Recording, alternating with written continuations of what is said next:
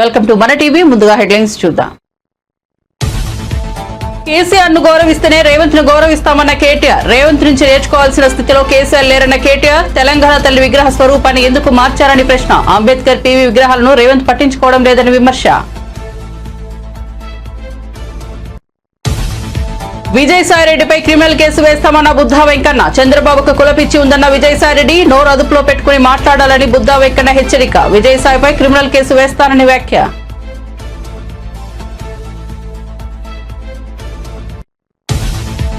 కేసీఆర్ కుటుంబం 10 ఏళ్ల పాటు తెలంగాణను దోచుకుందన్న మహేష్ కుమార్ గౌడ్. బీఆర్ఎస్ 10 ఏళ్ల పాలనలో 50,000 ఉద్యోగాలు ఇచ్చిందని విమర్శ. ఇప్పుడు అన్ని రంగాల్లో కాంగ్రెస్ మార్క్ పాలన కనిపిస్తోందన్న టీపీసీసీ చీఫ్. లక్షల కోట్లు కొల్లగొట్టిన బీఆర్ఎస్ కు మళ్లీ అధికారం ఇస్తారని ఎద్దేవా. సినిమా బెనిఫిట్ షోలపై మంత్రి కోమటిరెడ్డి సంచలన వ్యాఖ్యలు. పుష్ప 2 సినిమా బెనిఫిట్ షో సందర్భంగా తొక్కిసలాటలో ఒక మహిళ మృతి. ఇకపై బెనిఫిట్ షోలకు అనుమతులు ఇవ్వబోమన్న కోమటిరెడ్డి.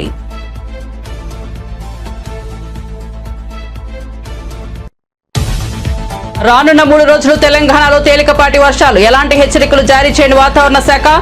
జిల్లాలో రేపు ఉదయం పొగమంచు ఏర్పడవచ్చని వెల్లడి. వచ్చే వారం రోజుల్లో కనిష్ట ఉష్ణోగ్రతలో మార్పు ఉండదన్న వాతావరణ శాఖ.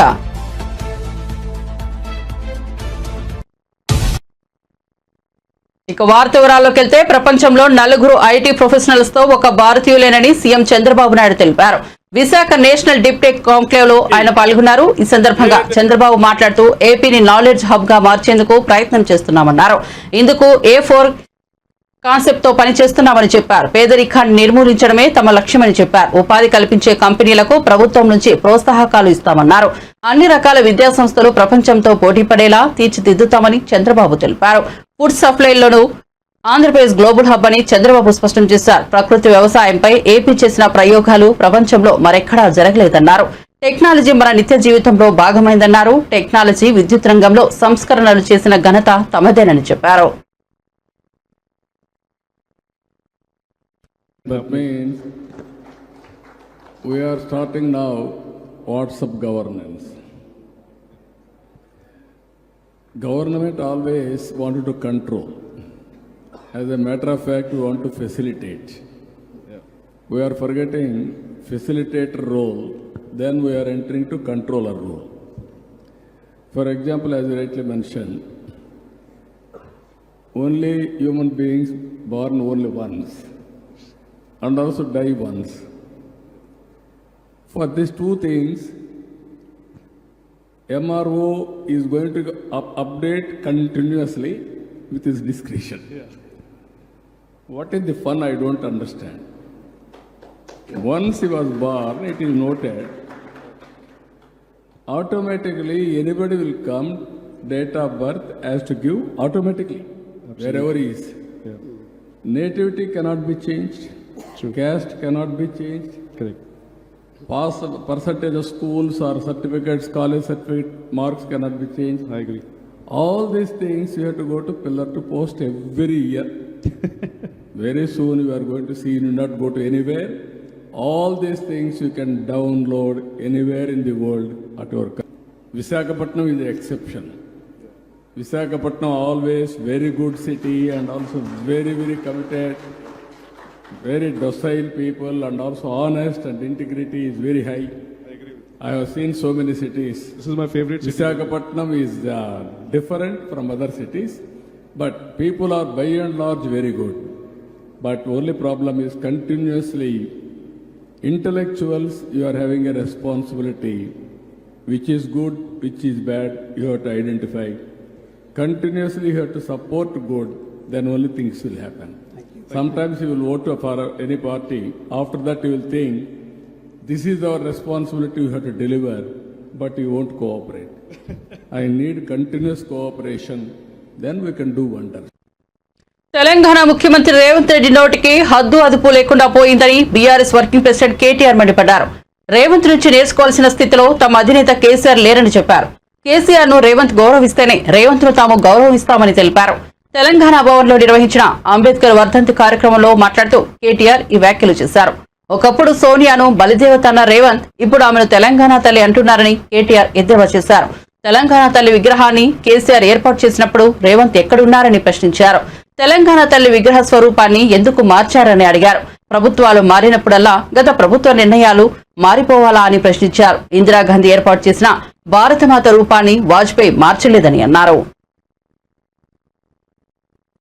మరి ఎందుకు గురుకుల బాటను అడ్డుకుంటున్నది నీ ప్రభుత్వం? పోలీసులతో అధికారులతో మా ఆర్ఎస్ ప్రవీణ్ కుమార్ గారి మీద కేసు పెట్టించిన నేను అడుగుతా ఉన్నా. మా విద్యార్థి నాయకుల మీద కేసులు పెడతా ఉన్నారని నేను అడుగుతా ఉన్నా. సమాజంలో జరుగుతున్న దోపిడీని అడ్డుకొని మీరు చేస్తున్న అన్యాయాలను ప్రశ్నించినందుకేనా నిన్న మా నాయకులు మొత్తం మా గౌరవ ఎమ్మెల్యేలందరినీ ఎక్కడికక్కడ అరెస్ట్ చేసి దాదాపు 16-17 గంటల పాటు నిర్బంధించడమేనా మీరు అంబేద్కర్ గారికి ఇచ్చే నివాళులని మేము అడుగుతా ఉన్నాం. ఇవాళ చివరిగా మా ఎమ్మెల్యే మర్యాద సంస్కారం అనేది లేకుండా గతంలో సోనియా గాంధీ గారిని ఎట్లయితే ఇదే నోటితో అడ్డమైన నోటితో దూషించినాడు, సోనియా గాంధీ గారిని బలిదేవత అని ఆనాడు వేరే పార్టీలో ఉండి దూషించాడు, అదే పద్ధతిలో ఇవాళ మళ్ళీ తెలంగాణ ప్రధాత కేసీఆర్ గారిని మళ్ళీ ఈయన మాట్లాడిన మాటలు రాష్ట్ర ప్రజలు మొత్తం చూసినారు. కేసీఆర్ గారికి రేవంత్ రెడ్డి వచ్చి ఏదో చెబితే ఆయనకు నేర్చుకోవాల్సిన అవసరం కానీ పట్టించుకోవాల్సిన అవసరం కానీ లేదు. ఒకటి. రెండవ మాట నేను వారికి గుర్తు చేసేది, మర్యాద అనేది ఇచ్చి పుచ్చుకుంటే బాగుంటుంది. మర్యాద ఒకరు అడుక్కుంటే రాదు. నాకు మర్యాద ఇవ్వండి, నా కుర్చీకి మర్యాద ఇవ్వండి అంటే అడుక్కుంటే రాదు. మూడో మాట చివరిగా నేను చెప్పేది, రేవంత్ రెడ్డికి నేనే చెప్తా ఉన్నా సూటిగా, నేను పార్టీ కార్యనిర్వాహక అధ్యక్షుడిగా చెప్తా ఉన్నా, నీ నోరు మారితే, నీ మాట మారితే, నువ్వు కేసీఆర్ గారిని గౌరవిస్తే తప్పకుండా నీ పదవిని గౌరవిస్తాం, తప్పకుండా ముఖ్యమంత్రి స్థాయిని గౌరవిస్తాం. కానీ నీ కారు కూతలు మానకపోతే కుక్క కాటుకు చెప్పు దెబ్బ అన్నట్టు నువ్వు ఒక మాట మాట్లాడితే 10 మాటలు మేము కూడా మాట్లాడతాం. నువ్వేం చేసుకున్నా సరే, నువ్వెన్ని కేసులు పెట్టుకున్నా సరే మేము వెనక్కి తగ్గం. ఇక చివరిగా ఇంకొక మాట కూడా మీడియా మిత్రులతో నా విజ్ఞప్తి, నా ప్రార్థన, మేము ప్రభుత్వాన్ని ఈ శాసనసభ సమావేశాల్లో స్పష్టంగా అడుగుతున్నాం. మేము అడగబోయే ప్రశ్నలు ప్రజలకు సంబంధించిన ప్రశ్నలే అడుగుతాం. మాకు వ్యక్తిగతంగా మా మీద కేసులు పెట్టినా వాటిని మేము పట్టించుకోం. వ్యక్తిగతంగా మా ఇండ్ల ముంగట 100 మంది పోలీసులను పెట్టినా పట్టించుకోం. లగచర్ల గురించి అడుగుతాం, గురుకులాల పరిస్థితుల అధ్వాన పరిస్థితుల గురించి అడుగుతాం, నిలదీస్తాం. అదేవిధంగా రాష్ట్ర వ్యాప్తంగా ఈరోజు నెలకొని ఉన్న వ్యవసాయ సంక్షోభం గురించి తప్పకుండా అడుగుతాం. ఏపీ ముఖ్యమంత్రి చంద్రబాబుకు కులపిచ్చి ఉందంటూ విమర్శలు గుప్పిస్తున్న వైసీపీ రాజ్యసభ సభ్యుడు విజయసాయిరెడ్డిపై టీడీపీ నేత బుద్ధా వెంకన్న తీవ్ర వ్యాఖ్యలు చేశారు. విజయసాయిరెడ్డి నోరు అదుపులో పెట్టుకుని మాట్లాడాలని ఆయన హెచ్చరించారు. మానవ విలువలు లేని వ్యక్తి విజయసాయి అని అన్నారు. జగన్ కు విజయసాయిరెడ్డికి కులపిచ్చి ఉందేమో కానీ చంద్రబాబుకు లేదని చెప్పారు. విజయసాయిపై క్రిమినల్ కేసు వేస్తానని, ఆయనను జైలుకు పంపేంత వరకు వదలరని బుద్ధా వెంకన్న అన్నారు. వ్యాపారవేత్తలను భయపెట్టి బెదిరించి ఆస్తులు రాయించుకుంటారా అని ప్రశ్నించారు. కాకినాడ పోర్టుకు సంబంధించిన వ్యవహారంపై మాట్లాడుతూ ఆయన ఈ వ్యాఖ్యలు చేశారు. కేవీరావు ఏమన్నా ఆర్థిక ఇబ్బందుల్లో ఉన్నాడా? పోనీ ఆ రోజు ఆయన బ్యాంక్ స్టేట్మెంట్లు, ఆయనకున్నటువంటి పర్సనల్ ఏమన్నా ఆర్థిక లావాదేవీలు చేస్తే తెలిసిపోయింది కదా. అమ్ముకోవాల్సిన అవసరం ఎప్పుడు వస్తుంది ఎవరికైనా చెప్పండి మీరు.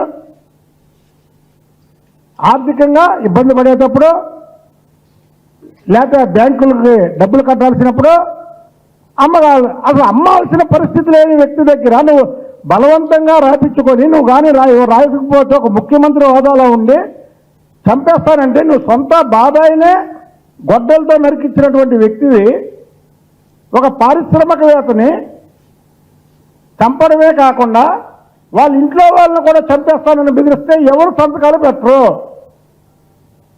దాన్ని నిన్న నువ్వు కులానికి ఆపాదిస్తావా? చంద్రబాబు నాయుడు గారిని క్రిమినల్ అంటావా? నువ్వు ఒక బ్రోకర్రా, నువ్వు ఒక బ్రోకర్వి. చంద్రబాబు నాయుడు గారు క్రిమినల్. చంద్రబాబు నాయుడు గారు క్రిమినల్ అయితే ఆయన మీద మీరు పెట్టినటువంటి కేసు 53 రోజులు ఆయన్ని జైల్లో అనవసరంగా పెట్టారనే కదా భారతదేశంలో కాకుండా ప్రపంచ దేశాలన్నీ కూడా కదిలొచ్చి మీకు ఇక్కడ బుద్ధి చెప్పింది. మీకు 151 సీట్ల నుంచి 11 సీట్లకు తెచ్చింది. చంద్రబాబు నాయుడు గారిని వ్యక్తిగతంగా మళ్ళీ దూషిస్తావు. అధికారాన్ని అడ్డు పెట్టుకొని అమాయకుల నెత్తి మీద తుపాకీలు పెట్టి ఎంతమంది ఆస్తులు మీరు ఆక్రమించుకోవాలా? నువ్వు జగన్మోహన్ రెడ్డి, నువ్వు ఉత్తరాంధ్రకి ఇన్ఛార్జిగా ఉన్నావు. అదే టైంలో చంద్రబాబు నాయుడు గారు నన్ను ఉత్తరాంధ్ర ఇన్ఛార్జిగా వేశారు. మీ మీద ఆ రోజు మాకు ఎన్ని కంప్లైంట్లు ఇచ్చారు?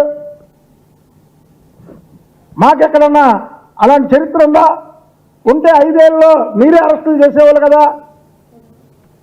చంద్రబాబు నాయుడు గారి మీద ఎక్కడ నొందాయిలాగా బెదిరించి లాక్కున్నాడు చంద్రబాబు నాయుడు గారు అనేది.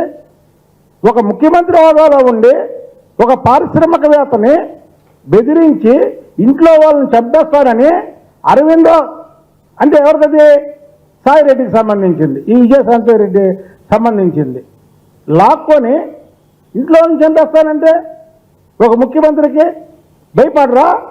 ఇవాళ ఈ కూటమి ప్రభుత్వంలో ప్రతి ఒక్కరూ మనశ్శాంతిగా ఆంధ్రప్రదేశ్లో బతుకుతున్నారంటే ఈరోజు వచ్చాడు కేవీ రావు గారు బయటికి వచ్చి జరిగింది చెప్పాడు. చెబితే ఆయనకి ఈయనకి కులాన్ని ఆపాదిస్తాం. కేసీఆర్ కుటుంబం 10 ఏళ్ల పాటు తెలంగాణలో దోచుకుందని తెలంగాణ పీసీసీ అధ్యక్షుడు మహేష్ కుమార్ గౌడ్ ఆరోపించారు. గాంధీభవన్లో ఏర్పాటు చేసిన మీడియా సమావేశంలో ఆయన మాట్లాడుతూ బీఆర్ఎస్ 10 ఏళ్ల పాలనలో 50,000 ఉద్యోగాలు మాత్రమే ఇచ్చిందని విమర్శించారు. కానీ తాము అధికారంలోకి వచ్చిన ఏడాదిలోనే 50,000 ఉద్యోగాలు ఇచ్చామన్నారు. ఇప్పుడు అన్ని రంగాల్లోనూ కాంగ్రెస్ మార్కు పాలన కనిపిస్తోందన్నారు. ప్రజాపాలన పండుగలో ప్రజలంతా భాగస్వాములు కావాలన్నారు. 10 ఏళ్లలో బీఆర్ఎస్ చేసిన దోపిడీ అంతా ఇంతా కాదన్నారు. మళ్లీ అధికారంలోకి వస్తామని కేటీఆర్ పగటి కలలు కంటున్నారని ఎద్దేవా చేశారు. లక్షల కోట్ల రూపాయలు కొల్లగొట్టిన మీకు ప్రజలను మళ్లీ అధికారం ఇస్తారా అని నిలదీశారు. ఎన్ఎస్వై, యూత్ కాంగ్రెస్, సేవాదళ్, మహిళా కాంగ్రెస్తో పాటు మిగతా ఫ్రంటల్ ఆర్గనైజేషన్స్, డిపార్ట్మెంట్స్ అన్నీ కూడా జన్మదినోత్సవాన్ని వివిధ రకాలుగా ఘనంగా నిర్వహించి తలపెట్టినాము. సోనియా గాంధీ లేనిదే తెలంగాణ లేదు. సోనియా గాంధీ గారి యొక్క దృఢ సంకల్పం వల్లనే తెలంగాణ ఆవిర్భమైంది. ఆ మహాతల్లి జన్మదినోత్సవాన్ని ఘనంగా జరుపుకుంటా ఉన్నాం. అదేవిధంగా రాష్ట్ర వ్యాప్తంగా 10 ఏళ్లలో బీఆర్ఎస్ పార్టీ చేయనటువంటి అభివృద్ధి సంక్షేమ ఫలాలు ఇచ్చినటువంటి కాంగ్రెస్ పార్టీ సంవత్సరం పూర్తి చేసుకున్న సందర్భంగా ప్రజలకు ఇచ్చినటువంటి సంక్షేమ ఫలాలు, అభివృద్ధి ఫలాల మీద పండగ జరుపుతూ ఉంది. ఇది రాష్ట్ర ప్రభుత్వం జరుపుతున్న ప్రజల పండగ. ఇది రాష్ట్ర ప్రభుత్వం హయాంలో జరుగుతున్న రైతుల పండగ, విద్యార్థి నిరుద్యోగుల పండగ, మహిళల పండగ, కార్మిక, కర్షక, వ్యవసాయ, పారిశ్రామిక వ్యక్తులందరూ జరుపుకుంటున్నటువంటి రాష్ట్ర పండగ. ఈ పండగలో అందరూ పాల్పంచుకోవాలని విజ్ఞప్తి చేస్తూ 10 ఏళ్ల టీఆర్ఎస్ పాలనలో 10 ఏళ్లలో వారు 50,000 ఉద్యోగాలు, ప్రభుత్వ ఉద్యోగాలు ఇస్తే మేము 9 మాసాల్లో 50,000 ఇచ్చి డిసెంబర్ 7 నాటికి 56,000 పైచిలకు ఉద్యోగాలు ఇస్తా ఉన్నాము. వాళ్ళు 10 ఏళ్లలో ఇచ్చింది మేము సంవత్సరంలో ఇస్తా ఉన్నాం. ఇది గత ప్రభుత్వానికి ఇప్పుడున్న ప్రభుత్వానికి తేడా. ఇది ప్రజలు గమనించాలి. నీళ్ల పేరిట ఏ రకంగా దోపిడీ జరిగింది, నిధులు ఏ రకంగా దుర్వినియోగమైనాయి, నియామకాలు కొందరికే పరిమితమైన సందర్భం. అలాంటి సంఖ్యల ప్రభుత్వం నుంచి గత సంవత్సరం డిసెంబర్ 3న ప్రజాపాలన ఈ రాష్ట్రంలో ఏర్పాటైంది. రేవంత్ రెడ్డి గారు ముఖ్యమంత్రిగా, భట్టి గారు ఉప ముఖ్యమంత్రిగా, సీనియర్ నాయకులందరూ మంత్రులుగా ఈ రాష్ట్రంలో స్వపరిపాలన, ప్రజాపాలన జరుగుతూ ఉంది. నిర్బంధం లేని పరిపాలన జరుగుతూ ఉంది. అన్ని రంగాల్లో, ముఖ్యంగా వ్యవసాయం, విద్య, వైద్యం ప్రామాణికంగా ముఖ్యమంత్రి గారు ప్రయారిటీగా ముందుకు వెళ్తున్న తరుణం. స్టార్ హీరోల సినిమాల బెనిఫిట్ షోలు వేసుకోవడానికి ఏపీ, తెలంగాణ ప్రభుత్వాలు అనుమతులు ఇస్తుండడం తెలిసిందే. అల్లు అర్జున్ తాజా చిత్రం పుష్ప 2కు కూడా ఇరు రాష్ట్ర ప్రభుత్వాలు బెనిఫిట్ షోలకు అనుమతులు ఇచ్చాయి. అయితే హైదరాబాద్ సంధ్యా థియేటర్ వద్ద బెనిఫిట్ షో సందర్భంగా జరిగిన తొక్కిసలాటలో ఒక మహిళ ప్రాణాలు కోల్పోవడం కలకలం రేపింది. ఈ నేపథ్యంలో మంత్రి కోమిటిరెడ్డి వెంకటరెడ్డి సంచలన వ్యాఖ్యలు చేశారు. ఇకపై ఏ సినిమాకు కూడా బెనిఫిట్ షోకు అనుమతులు ఇవ్వబోమని ఆయన చెప్పారు. పేరు కోసం కాదు కదా మేము చేసింది. ఇది ఫ్లోరైడ్ మర్రిగూడెం, శివనగూడెం తర్వాత 10 ppm పార్ట్స్ పర్ మిలియన్ అంటారు. ఏడవల్లి గ్రామానికి రాజశేఖర రెడ్డి గారు మొదటి పల్లె బాటలు వచ్చినప్పుడే అప్పుడు ఫ్లోరైడ్ నీళ్ళు తాగుతున్నాయి. 600 కోట్లు అనౌన్స్ చేసి ఎల్ఎన్టీ కంపెనీ ద్వారా ఎమ్మడే పనులు చేసి కృష్ణా వాటర్ ఇచ్చింది. ఆగస్టు 5, 2004 ఆయన డేటు.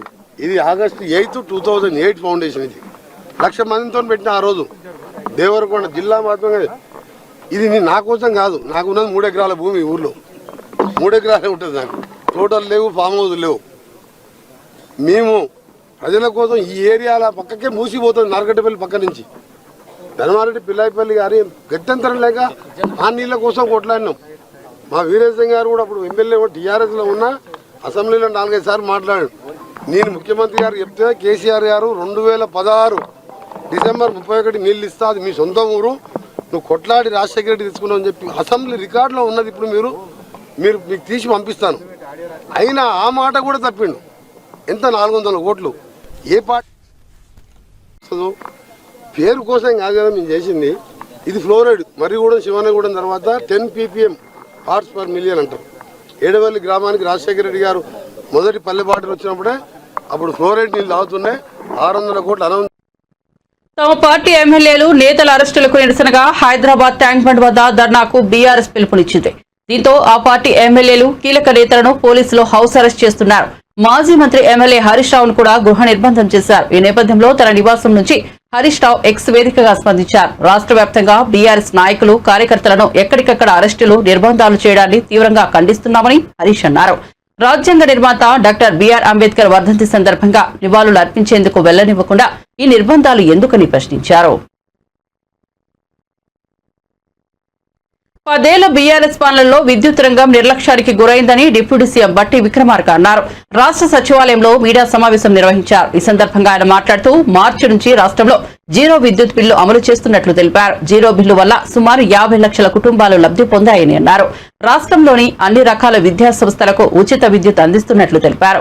దీంతో దాదాపు 39,000కు పైగా విద్యా సంస్థలకు ఉచిత విద్యుత్ ఇస్తున్నట్లు చెప్పారు.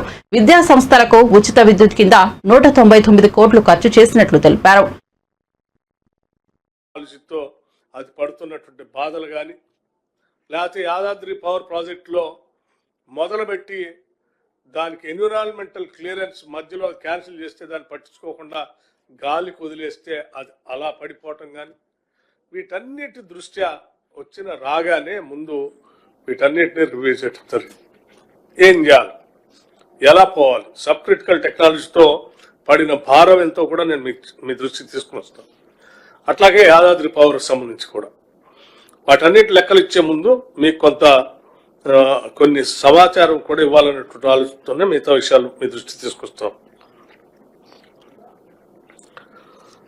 మార్చి 14, 2024 కల్లా 308.54 మిలియన్ యూనిట్లు అత్యధిక వినియోగాన్ని నమోదు చేయడం జరిగింది రాష్ట్రంలో. దానికంటే ముందు మార్చి 8, 2024న 15,623 మెగావాట్ల గరిష్ట పీక్ డిమాండ్ను అధిగమించడం కూడా జరిగింది. ఈ గత ఏడాదితో పోల్చుకుంటే ఈ సంవత్సరం విద్యుత్ డిమాండ్ వినియోగంలో రాష్ట్రం గణనీయమైన వృద్ధిని సాధించింది.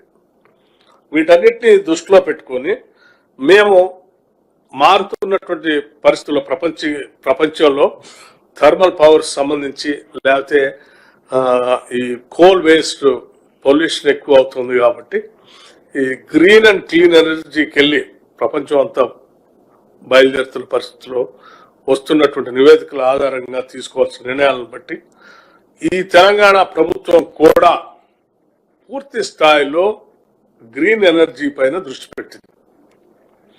మేము 2030 నాటికల్లా దాదాపు 20,000 మెగావాట్ల ఎనర్జీని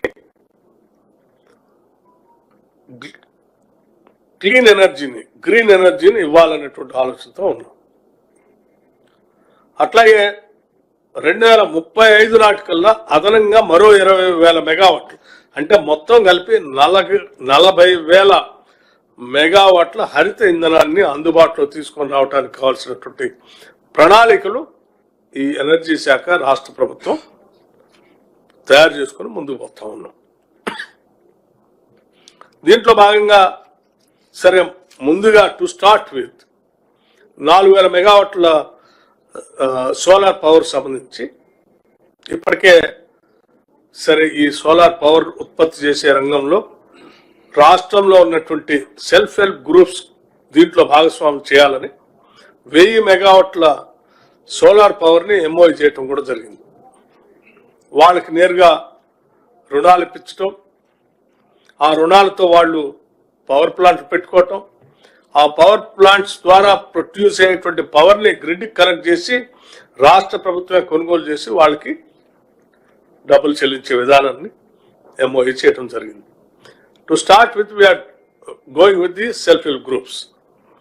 వీటికి సంబంధించి భవిష్యత్తులో ఒక న్యూ ఎనర్జీ పాలసీని తీసుకొని రాబోతున్నాం. కొద్ది రోజుల్లోనే ఆ న్యూ ఎనర్జీ పాలసీ అనౌన్స్ చేసిన తర్వాత రాష్ట్ర వ్యాప్తంగా ఈ ఎనర్జీని డెవలప్ చేయడం కోసం ఏంటి పంప్ స్టోరేజ్ పవర్ కానీ, సోలార్ పవర్ కానీ, ఫ్లోటింగ్ సోలార్ కానీ, హైడ్రోజన్ పవర్ కానీ ఇత్యాది అనేక రకాలైనటువంటి ఆల్టర్నేటివ్ ఎనర్జీ, నాన్ కన్వెన్షనల్ ఎనర్జీని ప్రొడ్యూస్ చేయటం కోసం మేము సభలో చర్చించి న్యూ ఎనర్జీ పాలసీ అనౌన్స్ చేసి టెండర్స్ పిలవబోతా ఉన్నాం. ఓపెన్ టెండర్స్ పిలవబోతా ఉన్నాం. ఆ ఓపెన్ టెండర్ తెలంగాణ కాంగ్రెస్ ప్రభుత్వం ఏడాది పాలన సందర్భంగా నిర్వహిస్తున్న ప్రజాపాలన విజయోత్సవ సంబరాలపై కేంద్ర మంత్రి బండి సంజయ్ మరోసారి ఎక్స్ వేదికగా విమర్శలు గుప్పించారు. గారడీ గ్యారంటీలను, గాయమైన హామీలను, గాడి తప్పిన పాలనను ప్రశ్నిస్తోంది తెలంగాణ సమాజమని ట్వీట్ చేశారు. నీళ్లను కూలుస్తూ నీచ రాజకీయాలు చేస్తూ నియంత పాలన కొనసాగిస్తున్న నీతిలేని నాయకులను, నిజాం వారసుల దోస్తులను నిలదీస్తుంది తెలంగాణ అంటూ కాంగ్రెస్ పాలకులపై విమర్శలు చేశారు. కాంగ్రెస్ ప్రభుత్వ వైఫల్యాలను ఎండగడుతూ 6 అబద్దాలు 66 మోసాల పేరుతో నిరసన కార్యక్రమాలు కొనసాగిస్తోంది. ఈ నెల 6న సరూర్ నగర్ స్టేడియంలో భారీ బహిరంగ సభ నిర్వహించాలని బీజేపీ నిర్ణయించింది. పార్టీ జాతీయ అధ్యక్షుడు జేపీ నడ్డా ఈ కార్యక్రమానికి హాజరయ్యే అవకాశం ఉంది. కాంగ్రెస్ పార్టీ ఏడాది పాలనలో 6 అబద్దాలు 66 మోసాలను చర్చించుకోవడానికి బీజేపీ నాయకులు బహిరంగంగా సభ నిర్వహిస్తున్నట్లు రాష్ట్ర ప్రధాన కార్యదర్శి గుజ్జుల ప్రేమేందర్ రెడ్డి తెలిపారు. ఈ మేరకు గురువారం ఆయన మీడియాకు ఓ ప్రకటనను విడుదల చేశారు. తెలంగాణ రాష్ట్రంలో కాంగ్రెస్ పార్టీ ఏడాది పాలన వైఫల్యాలను గుర్తు చేస్తూ కులంకషంగా వివరించుకోవాలని సరూర్ నగర్ స్టేడియం మైదానంలో ఈ నెల 7న మధ్యాహ్నం 3 గంటలకు బీజేపీ నాయకుల ఆధ్వర్యంలో బహిరంగ సభ నిర్వహించనున్నట్లు ప్రకటించారు. ఈ బహిరంగ సభకు ముఖ్య అతిథిగా బీజేపీ జాతీయ అధ్యక్షుడు జగత్ ప్రకాష్ నడ్డా పాల్గొననున్నారని, కేంద్ర మంత్రి కిషన్ రెడ్డి అధ్యక్షతన వహిస్తారని పేర్కొన్నారు. తిరుమల శ్రీవారిని పలువురు రాజకీయ ప్రముఖులు దర్శించుకున్నారు. శుక్రవారం వీఐపీ ప్రారంభ విరామ దర్శన సమయంలో ఏపీ మంత్రి వాసంశెట్టి సుభాష్, ఎమ్మెల్యే సోమిరెడ్డి చంద్రమోహన్ రెడ్డి, తెలంగాణ మంత్రి పొంగులేటి శ్రీనివాసరెడ్డి వేరువేరుగా స్వామివారి సేవలో పాల్గొన్నారు. టీటీడీ ఆలయ అధికారులు వీరికి స్వాగతం పలికి దర్శన ఏర్పాట్లు చేశారు. దర్శనం అనంతరం వీరికి రంగనాయకుల మండపంలో పండితులు ఆశీర్వచనం చేసి స్వామివారి తీర్థ ప్రసాదాలను అందజేశారు.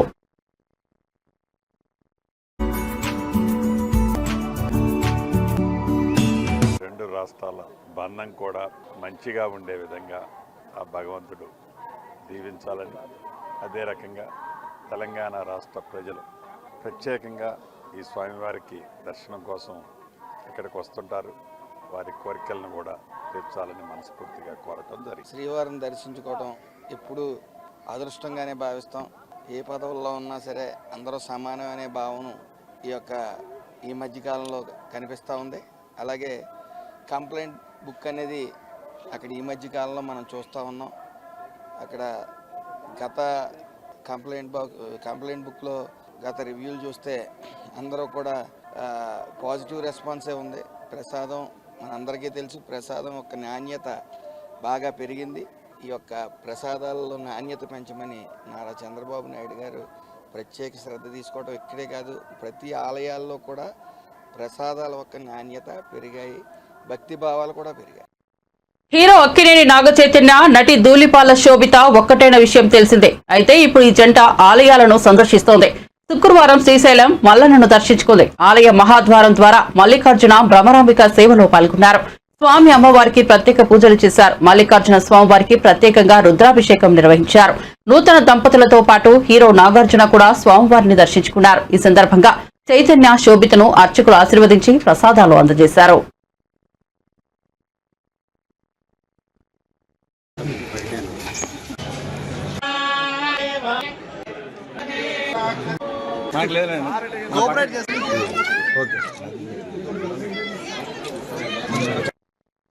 సినీ నటి మీనాక్షి చౌదరి కడపలో సందడి చేశారు.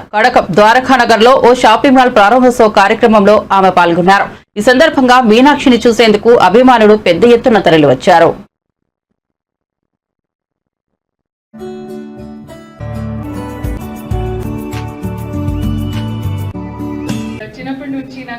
ఎక్సైట్మెంట్ ఉంది. పండుగ అయినా వేడుక ఏదైనా I would be excited to go shopping and we would look for stores like these.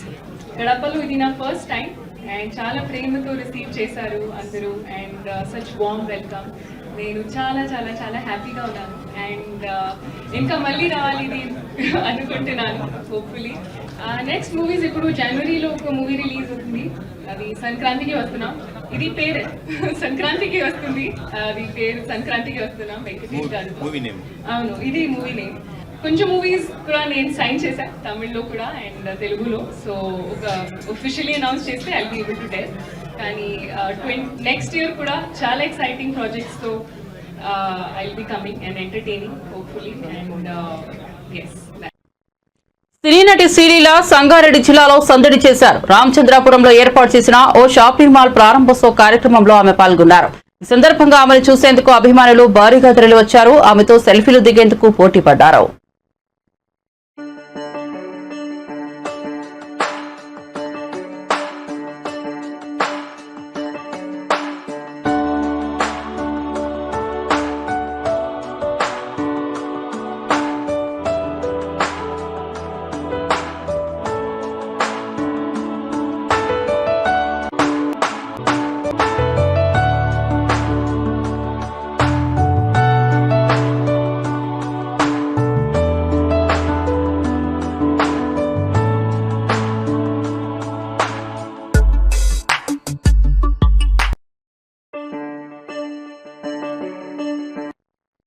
నంద్యాలలో సినీ నటి కృతి శెట్టి సందడి చేశారు. పట్టణంలోని శ్రీనివాస సెంటర్ లో నూతనంగా ఏర్పాటు చేసిన ఓ షాపింగ్ మాల్ ను ప్రారంభించేందుకు ఆమె వచ్చారు. ఈ సందర్భంగా ఆమెను చూసేందుకు అభిమానులు అధిక సంఖ్యలో తరలివచ్చారు. కృతి శెట్టి డాన్స్ చేసి అభిమానులను ఉత్సాహపరిచారు.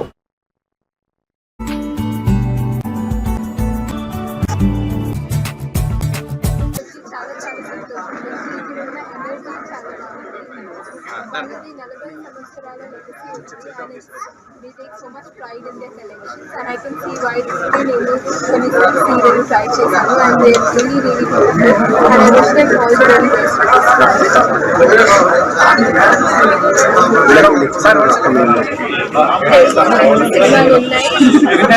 So 1 week announcement.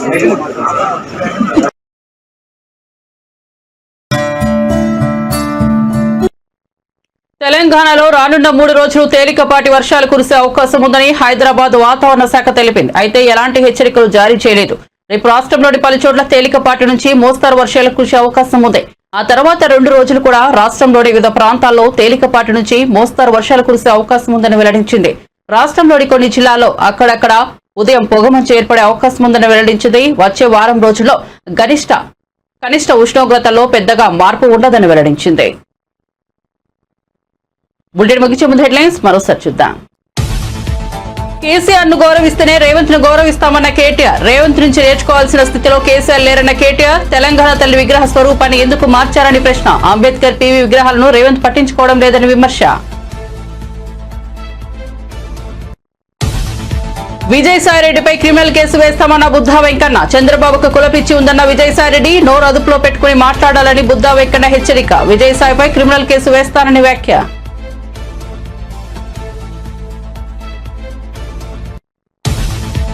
కేసీఆర్ కుటుంబం 10 ఏళ్ల పాటు తెలంగాణను దోచుకుందన్న మహేష్ కుమార్ గౌడ్. బీఆర్ఎస్ 10 ఏళ్ల పాలనలో 50,000 ఉద్యోగాలు ఇచ్చిందని విమర్శ. ఇప్పుడు అన్ని రంగాల్లో కాంగ్రెస్ మార్క్ పాలన కనిపిస్తోందన్న టీపీసీసీ చీఫ్. లక్షల కోట్లు కొల్లగొట్టిన బీఆర్ఎస్ కు మళ్లీ అధికారం ఇస్తారని ఎద్దేవా. సినిమా బెనిఫిట్ షోలపై మంత్రి కోమటిరెడ్డి సంచలన వ్యాఖ్యలు. పుష్ప 2 సినిమా బెనిఫిట్ షో సందర్భంగా తొక్కిసలాటలో ఒక మహిళ మృతి. ఇకపై బెనిఫిట్ షోలకు అనుమతులు ఇవ్వబోమన్న కోమటిరెడ్డి.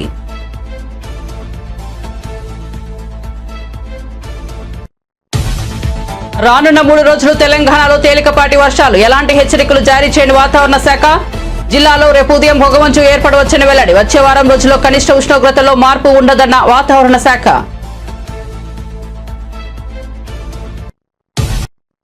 మరిన్ని అప్డేట్స్ కోసం చూస్తూనే ఉండండి మన టీవీ.